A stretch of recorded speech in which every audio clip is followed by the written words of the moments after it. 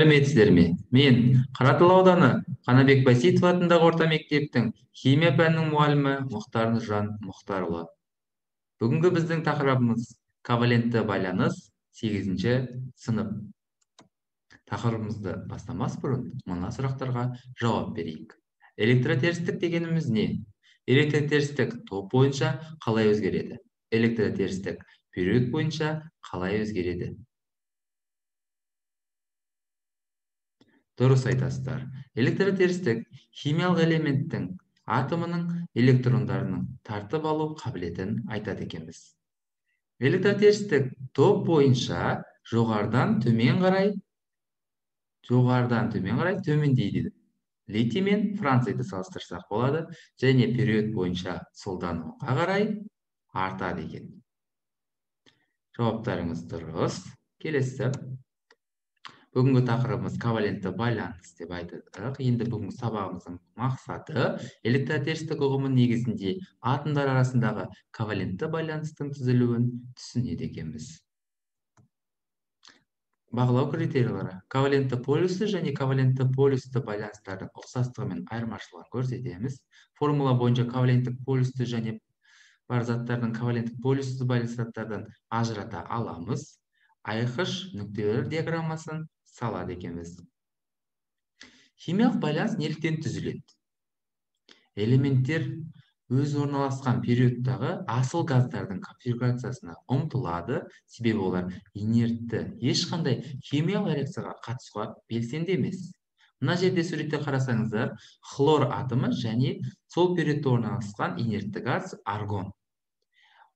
Хлор атомы аргонға жету үшін оған бір электрон керек. Сонда бұл жұптасқан тағы бір элементпен жұптасуы қажет болады. Ары қарай. Енді мына жерде суретке қараңыздаршы. Суретте ковалентті байланысқа қандай элементтер арасында жүретін анықтап айтып бере аласыздар ма? Ковалентті байланыс бейметалдар арасында жүреді. Оны мына есіктің жақтауындағы only non-metals дегенді оқып қарасақ болады. Тек қана бейметалдар деп жазылып тұр. Және мына жердегі заттардың барлығы бейметал. Хлор, оттек, сутек, азот, осы элементтер көрсетілген, бейметалдар ғана көрсетілген екен. Жақсы, дұрыс айтасыздар. Ары қарай жалғастырсақ, ковалентті байланыс электротерістілік мәндері бірдей немесе айырмасы аз болатын атомдардың арасында жұптасыған электрондарды ортақтасу нәтижесінде түзіледі. Ол электрондарды оңай қосып алатын элементтер арасында түзіледі. Ондай атомдарға бейметалдар жатады екен. Ковалентті байланыс полюссіз және полюсті деп екіге бөлінеді. Бірдей бейметалдар арасында түзілетін байланыс ковалентті полюссіз байланыс деп аталады. Мысалға, сутек молекуласы. Бір сутек атомы екінші бір сутек атомымен қосылады да жұптасқан электрон түзіп, сутек молекуласы түзіледі екен. Мына жердегі екі электрон бір жұптасқан. Бұл екі электрон екі элементке де қатысты деген мағынаны білдіреді. Келесі. Фтор молекуласы екі фтор атомынан тұрады, және оларда 7 электрон болады. Әрқайсына бір электрон қажет болады. Сол кезде екі фтор атомы жұптасып, фтор молекуласын түзеді. Ортадағы екі электрон екі элементке де қатысты. Сонда бұлардың ұқсас болғаннан кейін электротерістіктері де бірдей болады. Фтордың электротерістігі 4, сонда бұл жерде полюссіз байланыс арасында электротерістіктері бірдей болуы қажет екен. Ковалентті полюсті байланыс әртүрлі бейметалдар арасында түзілетін байланыс ковалентті полюсті деп аталады екен. Терістігі жоғары элемент ковалентті полюсті байланыс түзгенде ішінара теріс зарядталады. Электротерістігі төмен элемент ковалентті полюс байланысқа түскен кезде ішінара оң зарядты болады екен. Бейметалдар көрсетілген. фтор, оттек, азот, хлор, бром, күкірт, көміртек, фосфор, кремний, сутек. Солдан оңға қарай, бұл жерде бізде білесіздер электродерістік әлсірейді екен. Мысалға, тұз қышқылы немесе хлор сутек, хлор және сутек атомдары әрекеттесіп, хлордың 7 электроны бар, ал сутекте 1 электрон. Екеуі жұптасқан электрон түзеді, міне, жұптасқан электрон, сонда хлор сутек түзіледі екен. Бұл бізде сутектің электротерістігі хлордан қарағанда төмен, сондықтан ол оң зарядты көрсетеді, ал хлор теріс зарядты көрсетеді. Бұл байланыс ковалентті полюсті байланыс деп аталады. Льюис диаграммасы бар. Льюис диаграммасы үшін біз мысалға ковалентті полюссіз байланысты алайық. Ковалентті полюссіз фтор атомы қосылған келесі фтор атомымен және түзіледі фтор. Енді бір фтор атомы үшін біз нүктелерді алатын болсақ, нүкте белгілерін алатын болсақ, бұлда 7 электрон бар ғой.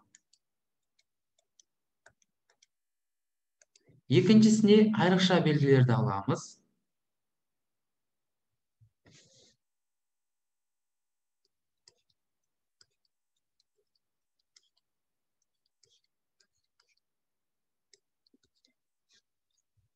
Келесі енді түзілген кезде бұл ортасында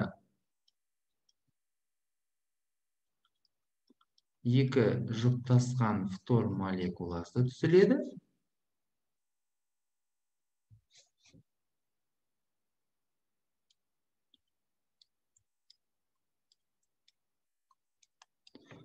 Айрықша және нүктелер белгісі біз Льюис диаграммасы деп атайды екенбіз. Енді келесі ковалентті полюсті байланысқа мысал келтіретін болсақ, сутек қосылған бром түзіледі. Бром сутек. Және осыларды айрықша нүкте белгісімен белгілейтін болсақ, сутек, мында да сутекті қоямыз. Келесі енді айрықша белгісін біз бромға қояйық.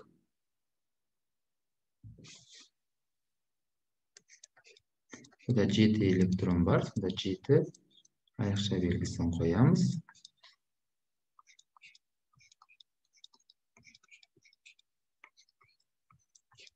Сонда мына аралықта орналасқан бұлар жұп түзілу арқылы Льюис диаграммасы бізде осылай құрылады екен. Енді мына тапсырмаларды орындап көрейік. Берілген қосылыс формулаларын ковалентті полюсі және ковалентті полюсі деп екі бағанға жіктеуіміз қажет.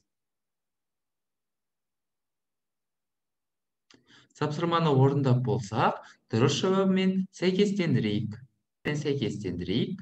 Сіздердің жауаптарыңыз менің жауабыммен сәйкес болса, сіздердің жұмыстарыңыз өте жақсы деген бағаланады. Ары қарай екінші тапсырма. Оттектің бір атомы мен сутектің екі атомнан тұратын молекуланы Льюис диаграммасын жазыңыз. Қажет болған жағдайда элементтердің периодтық кестесін пайдаланыңыз.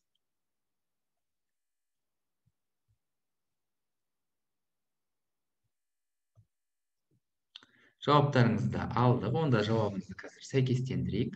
Бізге айтады, оттектің бір атомы дейді, және сутектің екі атомы дейді. Сутектің екі атомын қояйық. Міне екі сутек атомы. Және арасында байланыс. Оттекте бізде енді оттекті нүкте белгісімен қояйық. Бұда 6 электрон бар. Енді сутек бойынша сутекке біз айрықша белгісін қоямыз. Осы кезде мынау теріс оң зарядты болады. Ал оттек бізде теріс зарядта болады екен. Осылай біз үлес диаграммасын ала алады екенбіз.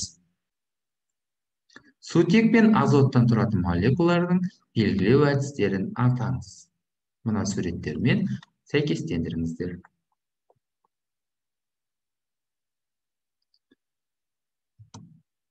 Дұрыс айтасыздар. Бірінші суретте бұл молекула формуласы, екіншісі құрылымдық формуласы, үшінші айрықша нүкте белгісі арқылы көрсетіліп тұр, Люс диаграммасы екені.